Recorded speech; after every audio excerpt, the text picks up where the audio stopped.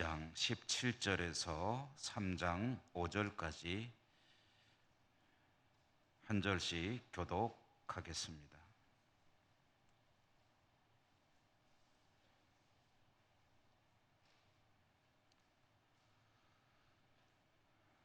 너희가 말로 여호와를 괴롭게 하고도 이르기를 우리가 어떻게 여호와를 괴롭혀 드렸나이까 하는도다.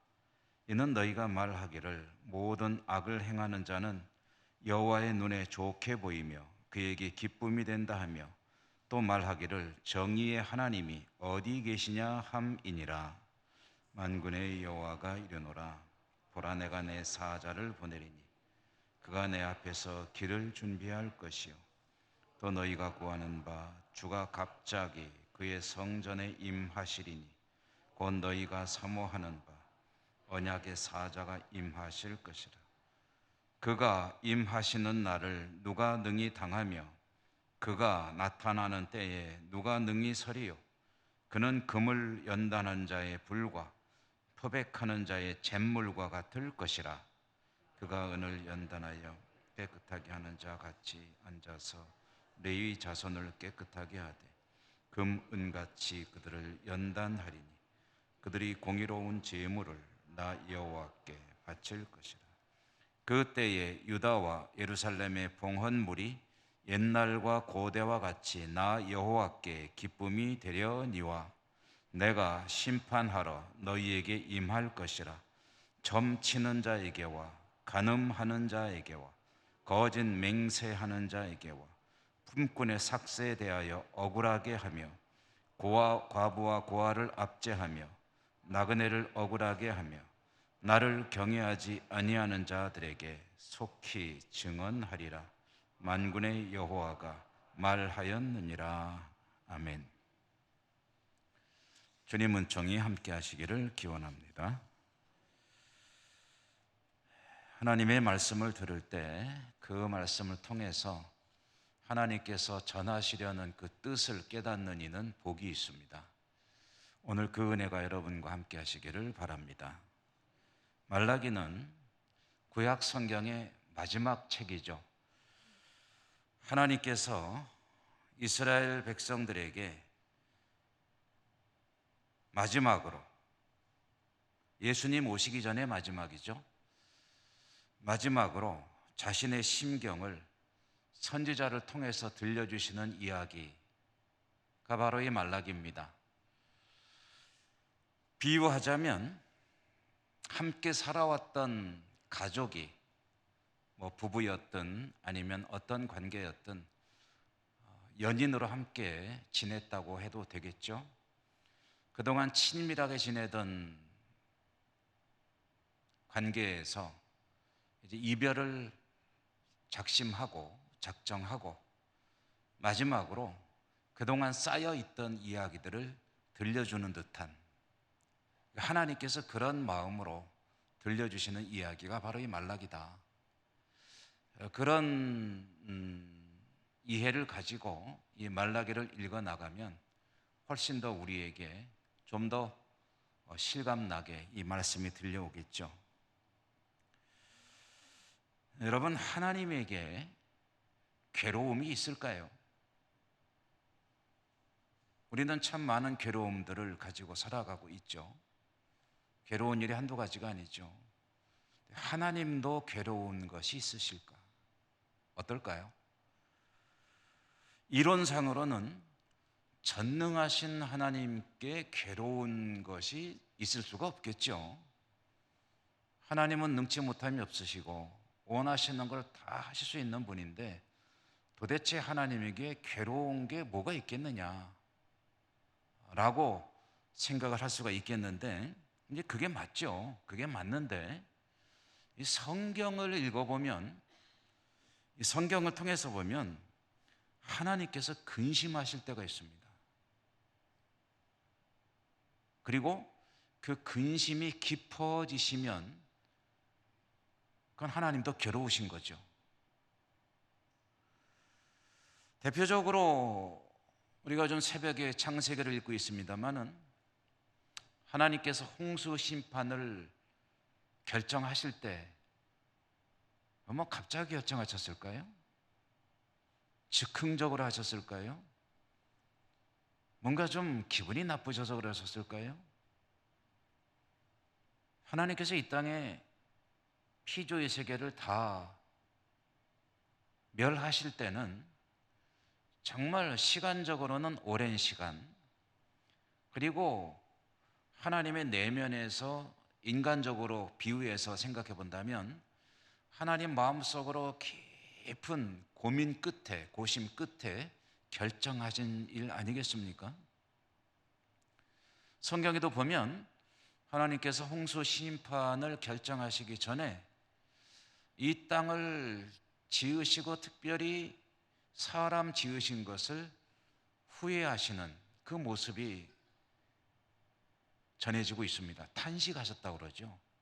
하나님께서 탄식하셨다. 그러니까 하나님의 고심, 좀 더 심하게 표현하면 고뇌가 드러나는 장면입니다. 하나님도 괴로우신 그런 일이 있다는 거죠.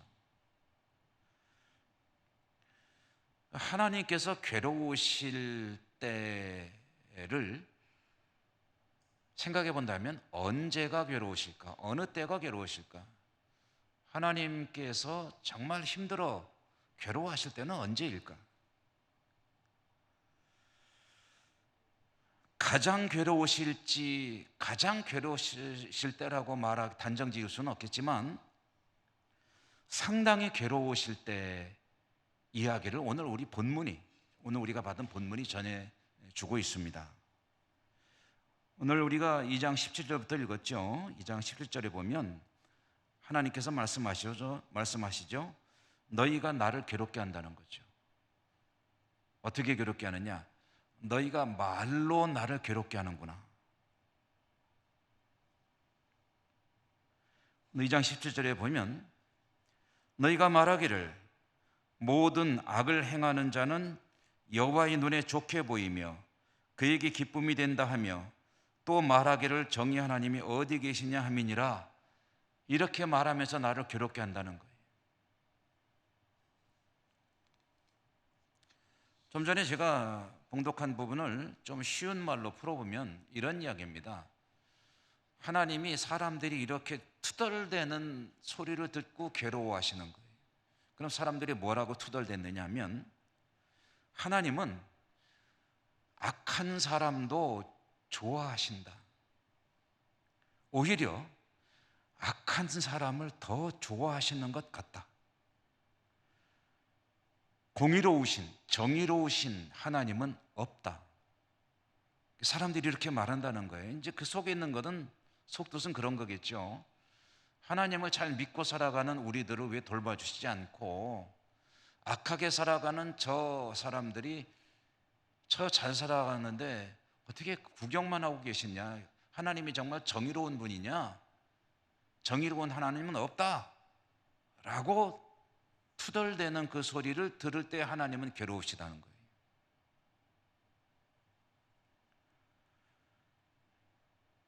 우리들도 사실 끊임없이 하나님께 드리는 질문 중에 하나가 그거 아닙니까? 하나님 도대체 세상이 왜 이렇습니까? 하박국의 질문과 똑같은 거죠. 도대체 하나님 뭐 하고 계신 겁니까? 개인적인 문제든 아니면 사회적인 문제든 국제적인 문제든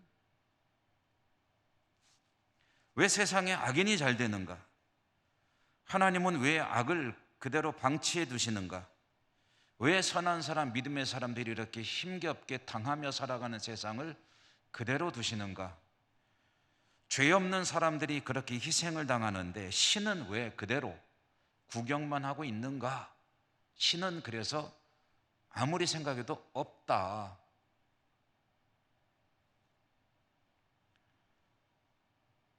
최근에 한 영상을 통해서 잠깐 보았습니다만은 한 목회자 겸 신학자, 상당히 좀 우리나라에서 알려진 분이 만드는 영상인데 그런 주제를 다루고 있더라고요.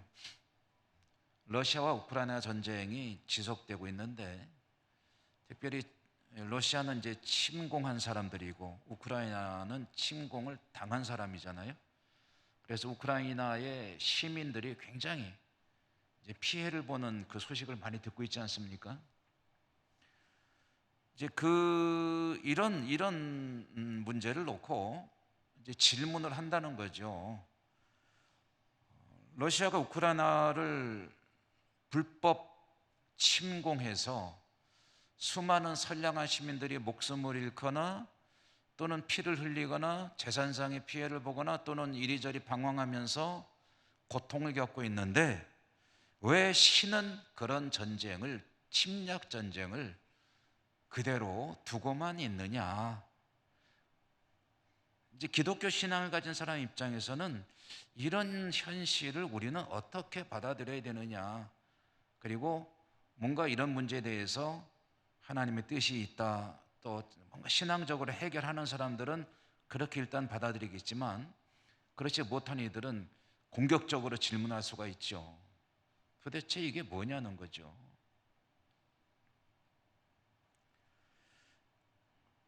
사실 이런 문제는 들으면은 아하 하고서 속이 시원해지는 그런 대답은 어느 누구도 주지 못합니다.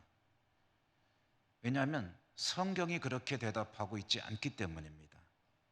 여기에 대해서 성경은 뭐 썩 그렇게 만족스러울 만한 속이 시원한 대답을 주지 않습니다. 무슨 대답을 줍니까? 의인은 믿음으로 살리라.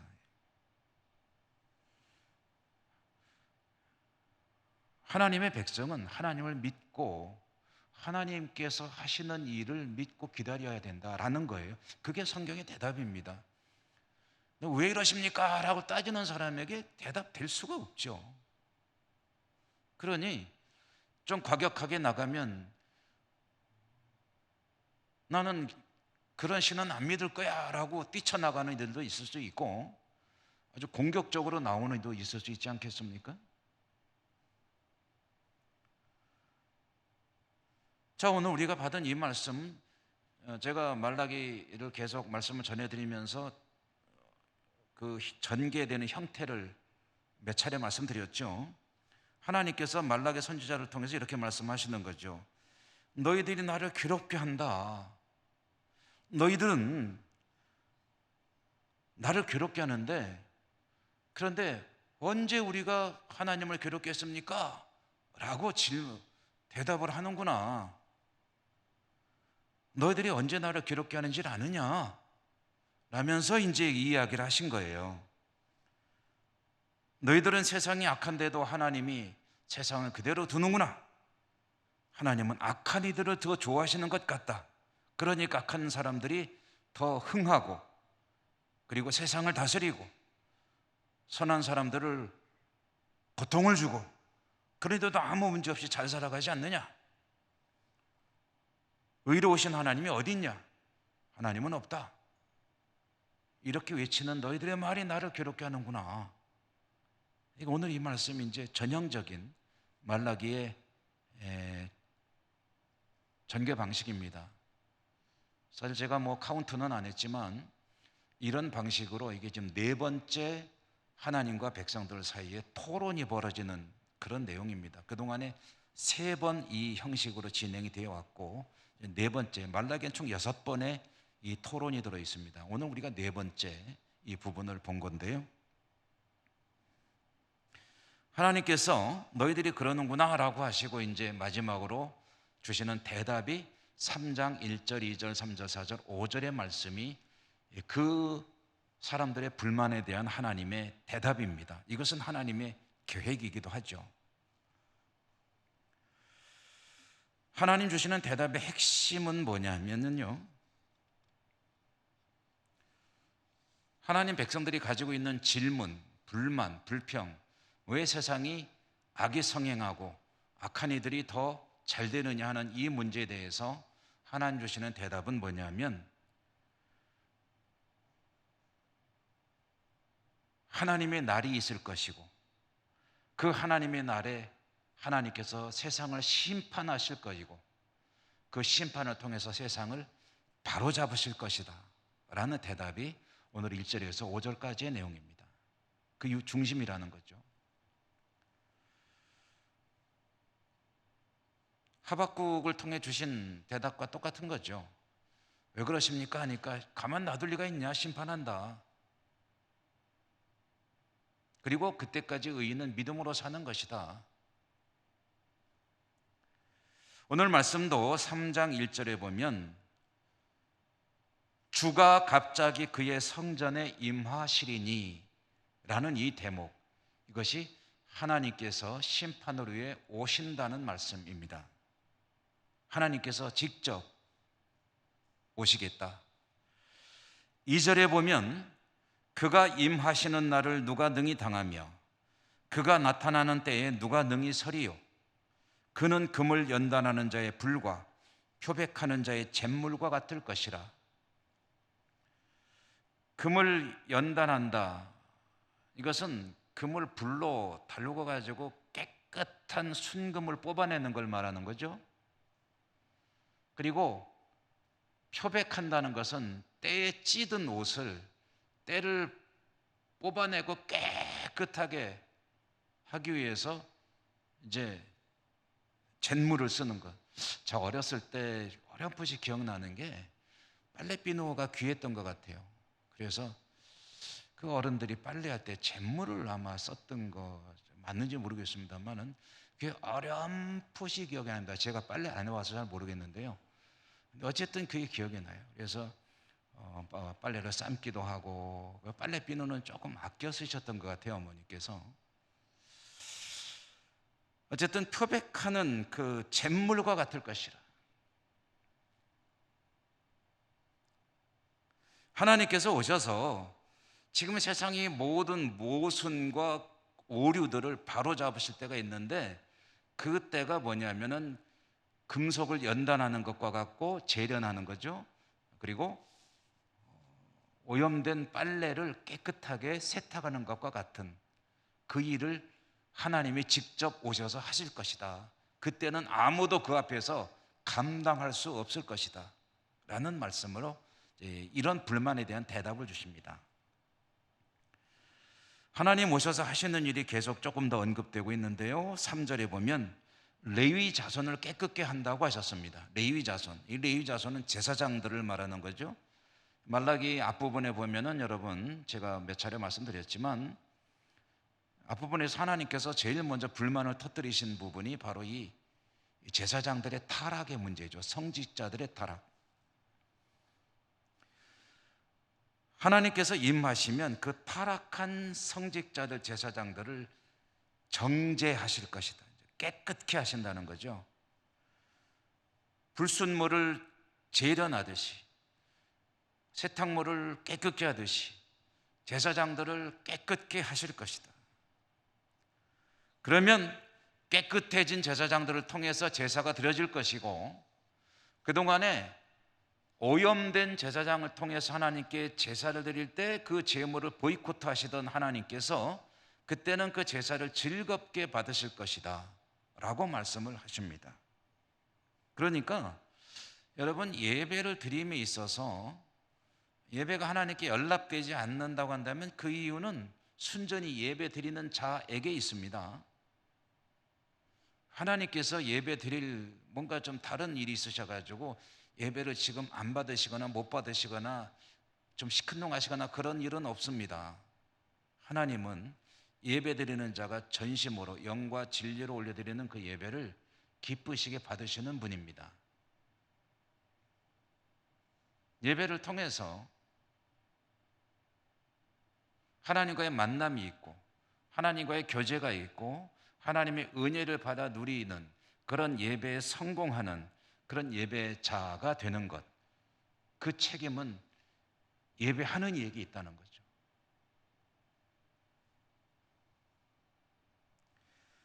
제사장들의 그 타락을 인해서 그 제물을 보이콧하던 거절하시던 하나님께서 제사장들이 깨끗해지고 그렇게 해서 그들을 통해서 드려지는 제물을 기쁘게 받으시겠다라고 말씀을 하시고요, 4절이 그 말씀이죠. 4절에 보면 그때의 유다와 예루살렘의 봉헌물이 옛날과 고대와 같이 나 여호와께 기쁨이 되려니와 라고 했죠. 하나님이 제사 받으시는 게 너무 즐거우신 그런 날이 오게 하겠다. 언제요? 직접 오셔서 이 땅을 심판하시고 모든 것을 깨끗게 하시고 바로 잡으시고 그때의 깨끗해진 제사장들을 통해서 하나님께 제사가 드려질 때 하나님은 즐겁게 제사를 받으시겠다. 그리고 이제 5절에 보면요, 악한 자들에 대한 하나님의 심판에 대한 어떤 일종의 결의라고 할까요? 의지를 표명하시는데요. 5절 말씀은 좀 길어서 한번 읽었으면 좋겠는데 같이 한번 읽어보실까요? 5절 읽겠습니다. 시작. 내가 심판하러 너희에게 임할 것이라. 점치는 자에게와 간음하는 자에게와 거짓 맹세하는 자에게와 품꾼의 삭세에 대하여 억울하게 하며 과부와 고아를 압제하며 나그네를 억울하게 하며 나를 경외하지 아니하는 자들에게 속히 증언하리라. 만군의 여호와가 말하였느니라. 아멘. 심판의 날이 이를 것이요, 하나님께서 오셔서 손수 직접 행차하셔서 이 세상을 심판하시고 바로 잡으시는데, 하나님께서 그와 같이 행하시게 되면요, 이 땅을 살아가는 이 세상은, 사람들은 두 종류로 나뉘게 됩니다. 어떤 두 종류죠? 마태복음에 비유하면은 양과 염소죠. 즐거워하는 이들이 있고 괴로워하는 이들이 있습니다. 행복해하는 이들이 있고 고통스러워하는 이들이 있습니다. 웃는 이들이 있고 우는 이들이 있습니다.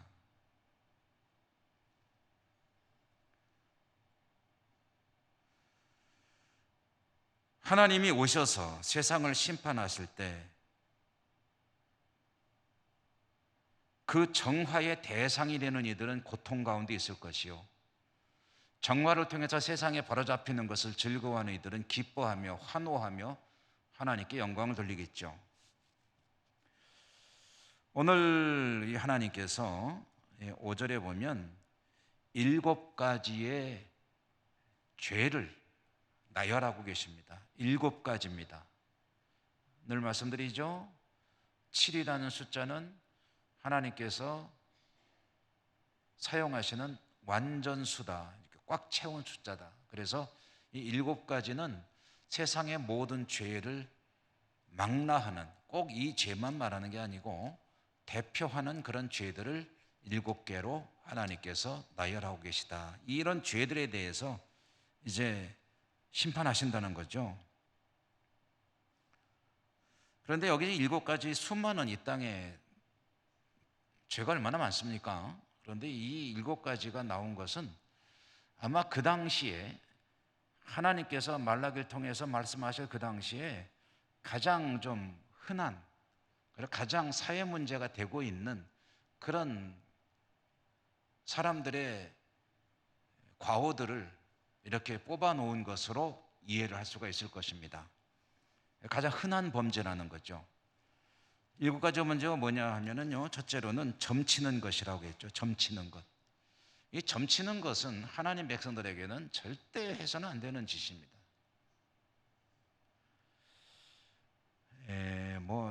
우리는 점하고는 거의 관계가 없죠. 관계가 없는데 가끔 기독교인들도 점 보러 가는 이가 있다고 하더라고요. 저는 한 번도 못 봤습니다, 아직 그런 분을. 그런데 보러 가는 이가 있기는 있대요. 그냥 풍문으로만 들었습니다. 증거는 없습니다. 근데 어떤 이들이 가냐면은 이제 선거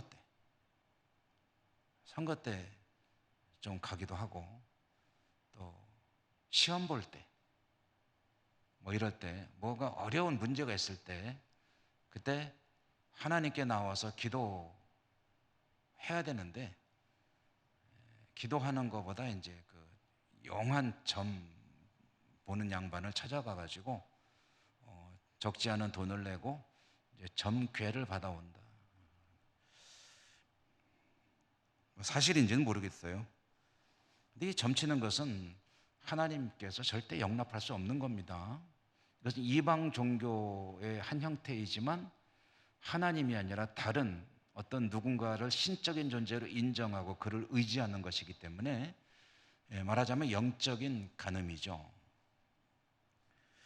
출애굽할 때 하나님께서는 율법으로 이와 같이 점치는 행위를 하는 자를 사형에 처하라고 하셨습니다. 율법으로.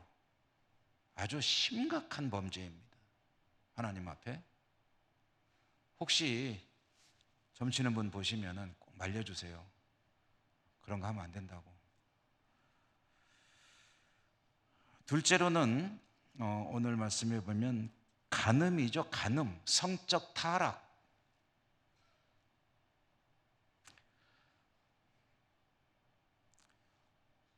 이 역시 십계명을 거역하는 죄이고, 이 죄를 범할 시에 율법은 사형에 처하도록 하고 있습니다.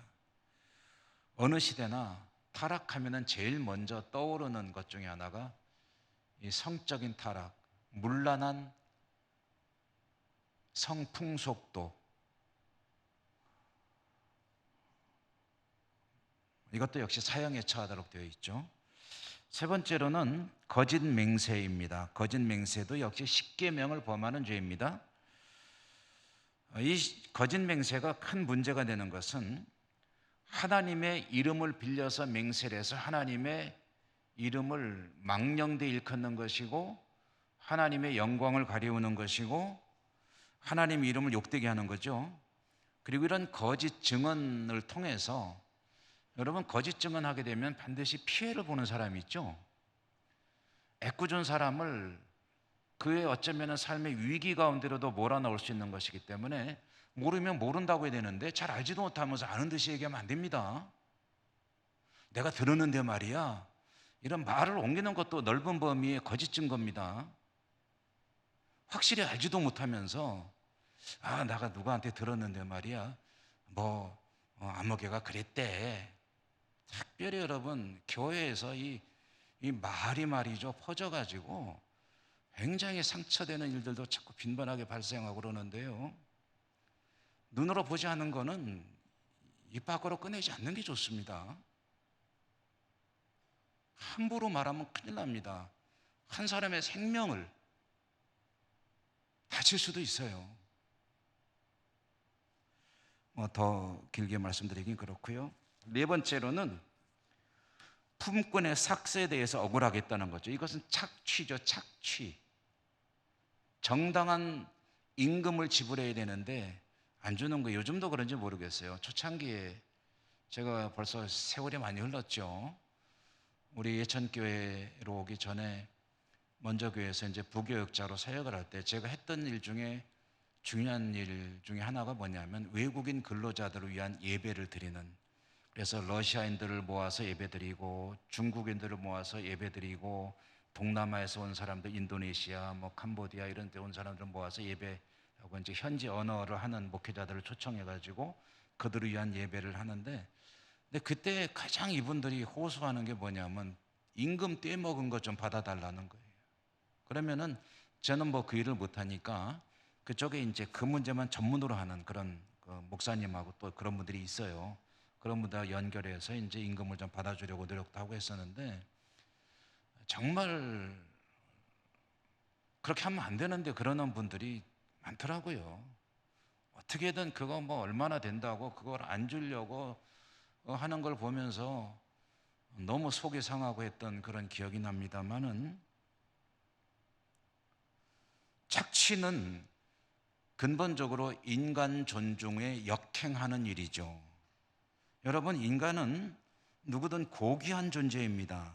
어느 누구도 무시되거나 소홀히 여김을 받으면 안 됩니다. 사람을 겉모양새 보고 그리고 누구는 높이고 누구는 낮추고 하는 것은 참 있어서는 안 되는 일이죠. 어디를 가든지 아무에게도 절대 말도 함부로 하면 안 됩니다. 항상 존중하고, 그리고 특별히 예수 믿는 분들, 기독교인들은 나이 어리다고 말 함부로 내려도 안 되고요. 모르는 사람이라면 항상 존중을 해주고 그래야 존중을 받죠.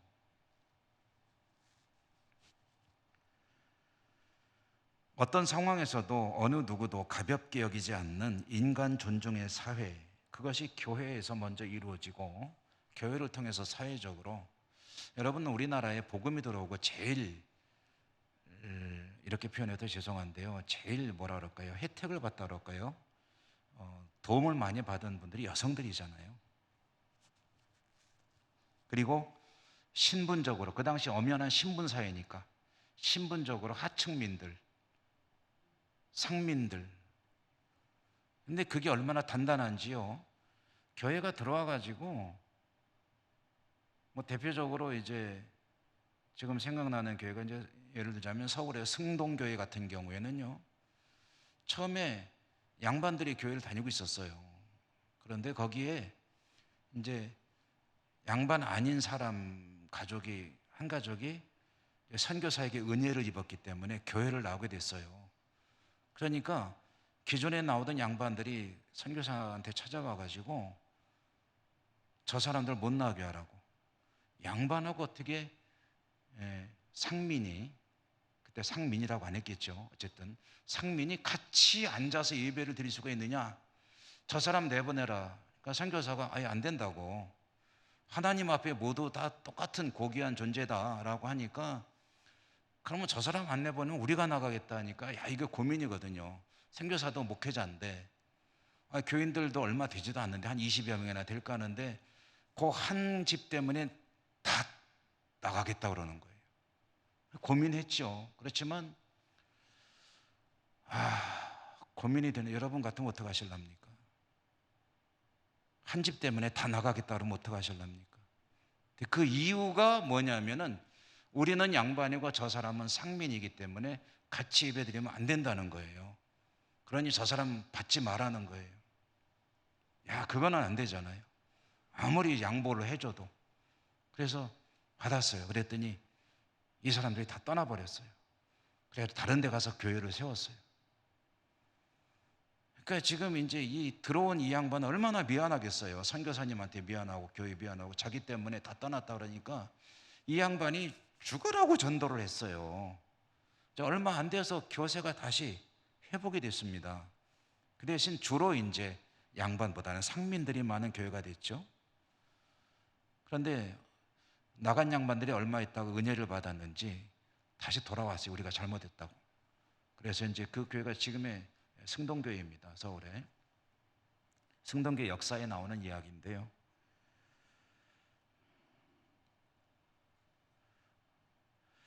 다섯 번째로는 과부와 고아를 압제했다고 그러죠. 과부와 고아를 과부와 고아는 어떤 사람들이냐면 이제 그 사회적 약자의 대명사입니다.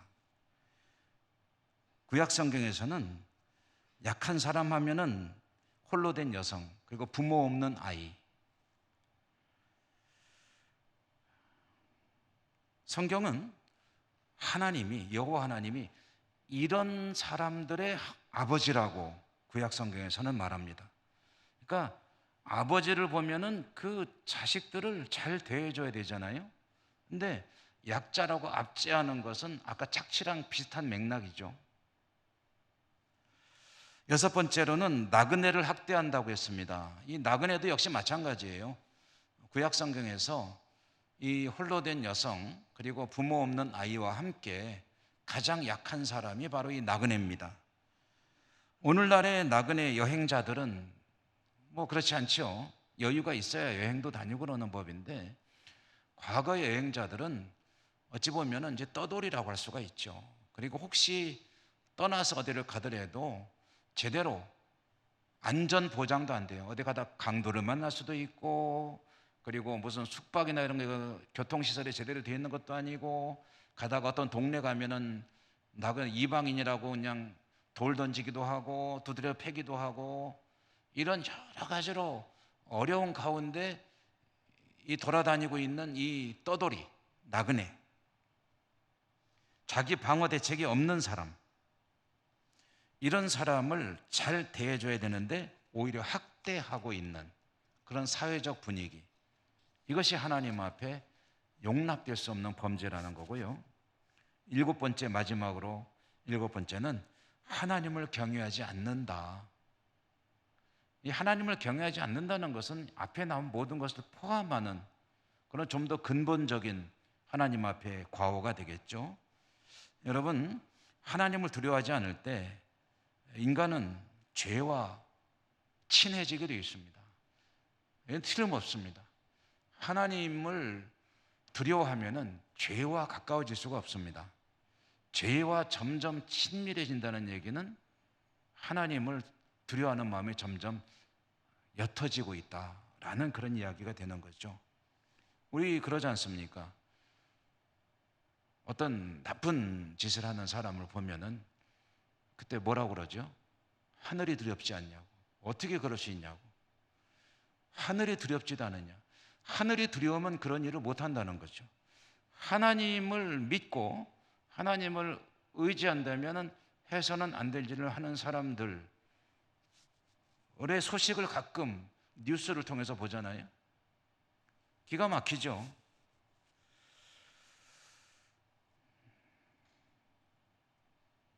사람이기 때문에 과오를 얼마든지 범할 수 있습니다. 그러나 그 선을 넘어버리는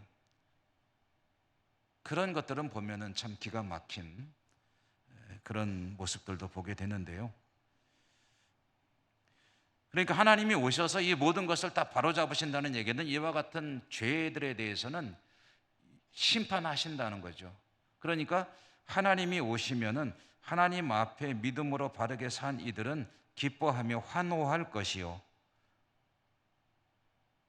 죄악 가운데 살던 이들은 두려워하는 날이 바로 여호와의 날, 하나님의 날이고 심판의 날이 되겠죠. 그러므로 여호와의 날은 양면성을 가집니다. 좋아하는 이가 있고 싫어하는 이가 있고.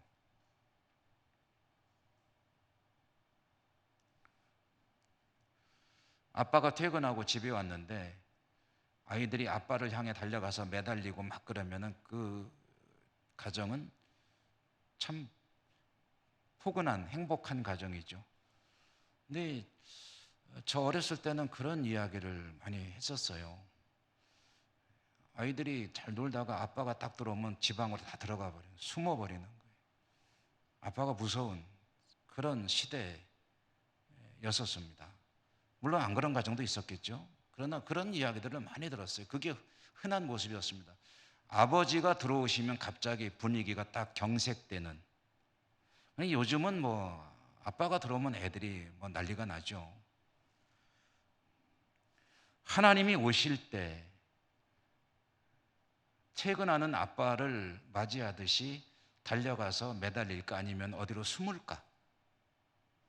그것이 바로 이 땅을 살아가는 사람들의 둘 중에 하나의 길이 될 것이고요. 저와 여러분 우리들은 하나님이 내일 오신다 그래도 부푼 마음으로, 즐거운 마음으로, 기대되는 마음으로, 한 가지 걸린다면 아직 전도 못한 사람 때문에 마음에 걸리겠지만, 그러나 주님이 오신다니까 너무 좋다, 기대된다, 그동안 궁금하고 막 하나님은 어떻게 생기셨을까? 그 다음에 물어볼 것도 많잖아요. 그때 왜 그러셨어요?